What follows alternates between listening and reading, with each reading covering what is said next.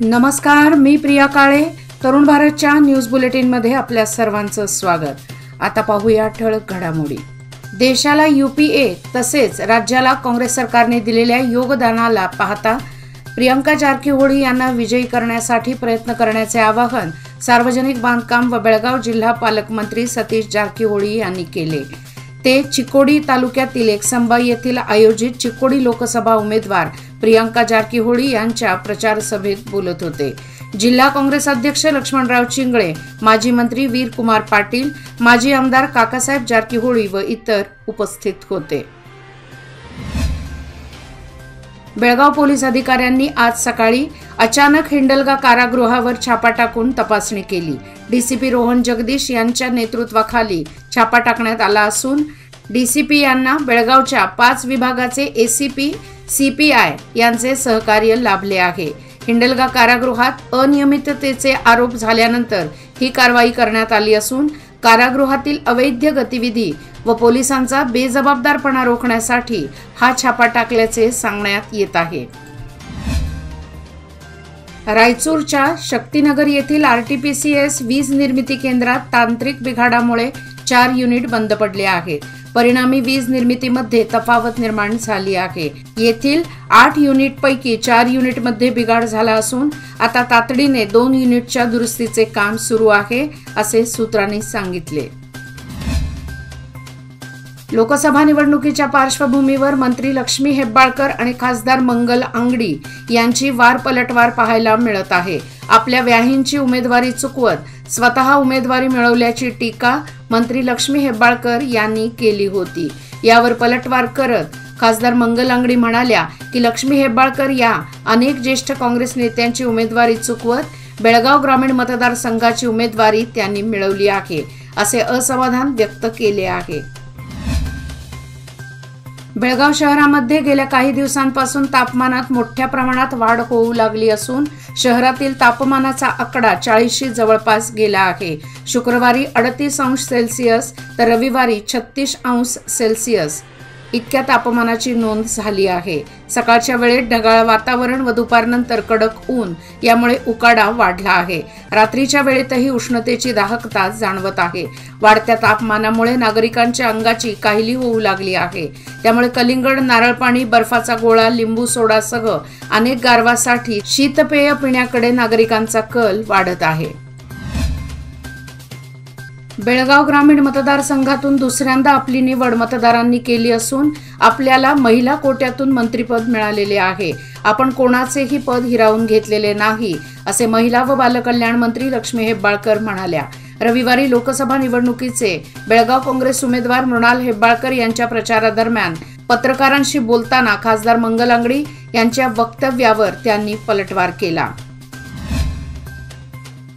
बेळगाव लोकसभेचे भाजप उमेदवार माजी मुख्यमंत्री जगदीश शेट्टर यांनी आज भाजपचे माजी राज्यसभा सदस्य डॉ. प्रभाकर कोरे यांची भेट घेतली. या प्रसंगी कर्नाटक भाजप उपाध्यक्ष अनिल बेनके हे देखील उपस्थित होते. यांच्या या भेटीमुळे अनेक चर्चांना उधाण मिळत आहे. बेळगाव बाजारपेठेत फेब्रुवारी ते मे या 4 महिन्यात जंगलातील विविध फळेही बाजारात येत असतात. हा सर्व व्यवसाय बेळगाव, खानापूर, चंदगड तालुक्यातील महिला करत असतात. यावर्षीही रानमेवा, काजूगर, करवंदे, जांभळे, काजू, सुरण बाजारात दाखल झाले आहेत. ओले काजूगर 700 रुपये किलो तर काजूचा वाटा 100 रुपये किलो असा विकला जात आहे. बेळगाव व खानापूर, पंचमी भागात काजूचे पीक मोठ्या प्रमाणात घेतले जाते, परंतु खवय्ये यांच्या बाजारात ओल्या काजूगरांना प्रचंड प्रमाणात मागणी आहे. नवीन ओले काजूगर व करवंदे यांची मागणी वाढली आहे. त्यामुळे फायदा होत असल्याचे व्यापारी महिलांनी सांगितले. काँग्रेस पक्षाचा उमेदवार म्हणून बेळगाव लोकसभा निवडणूक लढवत असलेले मृणाल हेब्बाळकर यांनी कुडम संगम पंचमसाली महापीठाचे जगद्गुरू श्री श्री बसवजय मृत्युंजय यांची भेट घेऊन त्यांचे आशीर्वाद व मार्गदर्शन घेतले. यावेळी महिला व बालविकास मंत्री लक्ष्मी हेब्बाळकर, विधान परिषद सदस्य चन्नराजा हट्टीहोळी उपस्थित होते. पंचमसाली आरक्षणाच्या प्रदीर्घ लढ्यात सक्रिय सहभाग व्हावे व जनतेची सेवा करत रहा, असे सांगितले. ड्रेनेज पाईपच्या खाली अडकून पडलेल्या श्वानांना एका प्राणीप्रेमीमुळे जीवदान मिळालेले आहे। भाग्यनगर 6वा क्रॉस येथे आज सायंकाळी 5च्या दरम्यान ड्रेनेज पाईपच्या खाली एक श्वान व त्याची पिल्ले अशी 8 श्वान अडकले होते। येथून जाताना श्वानप्रेमी प्रज्ञा चिंचणीकर यांनी त्यांचे आवाज ऐकून त्यांना बाहेर काढण्याचा प्रयत्न केला, मात्र हा प्रयत्न असफल ठरल्याने अग्निशमन दलाला पाचारण केले। तातडीने अग्निशमन विभागाचे सहाय्यक अधिकारी इराप्पा मडगीर, त्यांचे सहकारी राजकुमार बोगर, बाबू सामने, सदानंद राचनावर हे घटनास्थळी येऊन त्या 8 श्वानांना त्यांनी ड्रेनेज पाईपमधून बाहेर काढून जीवदान दिले। यांचे सर्वत्र कौतुक होत आहे। महिलांची शक्ती हीच समृद्ध भविष्याची निर्मिती। लोकमान्य घेऊन आले आहेत महिला उन्नती योजना, जी देते तुमच्या गुंतवणुकीवर 10% आकर्षक व्याजदर फक्त 500 दिवसांकरिता। किमान गुंतवणूक 10,000 रुपये। अधिक माहितीसाठी आजच कॉल करा 1800-212-4050। योजना फक्त महिला सभासदांकरिता। नियम व अटी लागू। लोकमान्य, जिथे पैसे वाढतात आणि नातं वृद्धिंगत होतं। चिकोडी सदलगा मतदारसंघात कोणत्याही निवडणुकीत काँग्रेस पक्षाला अपयश आले नाही।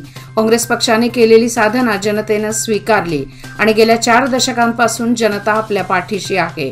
आम्ही विकास कामांच्या जोरावर विजयी होत आहोत। विरोधकांना टीका करण्याचा प्रश्नच येत नाही। कोणत्याही अफवांवर विश्वास ठेवू नका। आम्ही काँग्रेस पक्षाशी एकनिष्ठ आहोत।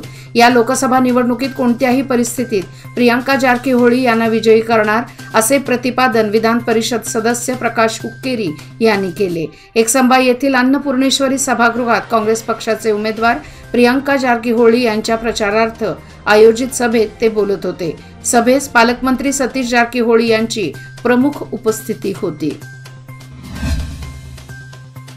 रायबाग तालुक्यातील सौंदत्ती येथे धोकादायक स्थितीत ट्रान्सफॉर्मर असून तो कोणत्याही क्षणी कोसळण्याची शक्यता असल्याने सदर ट्रान्सफॉर्मर हटवण्यात यावा अशी मागणी परिसरातील नागरिकांतून करण्यात येत आहे। येथील कालिका नगरात असलेला ट्रान्सफॉर्मर कोसळण्याच्या स्थितीत आहे, मात्र अधिकाऱ्यांकडून या मागणीकडे वारंवार दुर्लक्ष करण्यात येत आहे। एखादी अनुचित घटना घडल्यास या प्रकाराला हेस्कॉम विभाग जबाबदार राहील, असे ग्रामपंचायत अध्यक्ष रामचंद्र काटे यांनी सांगितले। तसेच सदर धोकादायक ट्रान्सफॉर्मर लवकरात लवकर स्थलांतर करण्यात यावा अशी मागणीही त्यांनी केली। मंगसुळी व लोकूर परिसरात हेस्कॉम विभागाकडून अघोषित वीज पुरवठा करण्यात येत आहे। रात्रीच्या वेळी अचानक वीज काढली जात असल्याने नागरिकांना वाढत्या उष्म्यामुळे असह्य त्रास होत आहे।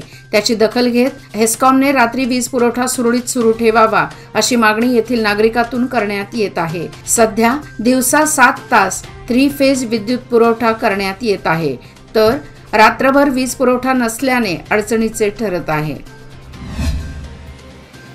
वाढता उन्हाचा तडाखा, त्यातच होणारे ढगाळ वातावरण, यातून होणारी अंगाची लाही प्रत्येकाला हैराण करू लागली आहे।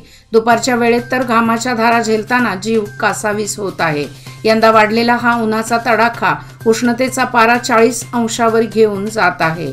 अशावेळी पंख्याचे वारे देखील कुचकामी ठरत आहे। नद्या पाण्याविना कोरड्या पडल्या आहेत। अशावेळी वाढता उष्मा रोखण्यासाठी गारव्याचा शोध घेताना प्रत्येकाचे पाय विहिरी खणीकडे वळू लागले आहेत। विहिरीतील डुबकी प्रत्येकाला हवीहवीशी वाटत आहे। त्यातून विहिरी खणींवर गर्दी वाढत आहे। दुपारच्या वेळी ही गर्दी अधिकच दिसत असून विहीर व खण परिसराला यात्रेचे स्वरूपच प्राप्त होत आहे।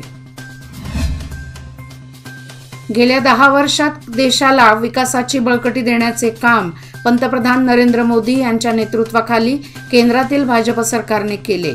उज्ज्वला गॅस योजना, जलजीवन मिशन, राष्ट्रीय महामार्गांचा विकास, मेट्रो रेल्वे प्रकल्प, किसान सन्मान योजना यासह अनेक योजना देऊन सर्वसामान्य कष्टकरी जनतेला, शेतकऱ्यांना प्रगतीची दिशा मिळवून दिली। लोकसभेच्या निवडणुकीत भाजपला मत म्हणजेच देशाच्या समृद्धीला बळ देण्याची संधी आहे। यासाठी भाजपला मत द्या, असे प्रतिपादन खासदार अण्णासाहेब जोल्ले यांनी केले। रायबाग येथे लोकसभा निवडणुकीच्या पार्श्वभूमीवर भाजप पदाधिकारी, बूथ अध्यक्ष व कार्यकर्ते यांच्या बैठकीचे आयोजन करण्यात आले होते। या प्रसंगी बैठकीत प्रमुख अतिथी म्हणून ते बोलत होते। याचबरोबर आजचे बातमीपत्र इथेच संपले। अधिक माहिती आणि ताज्या घडामोडी करता पाहत रहा तरुण भारत न्यूज चॅनल। तसेच आमच्या चॅनलला लाईक, शेअर आणि सबस्क्राईब करायला विसरू नका आणि विश्वासार्ह बातम्यांसाठी दररोज वाचा दैनिक तरुण भारत। धन्यवाद।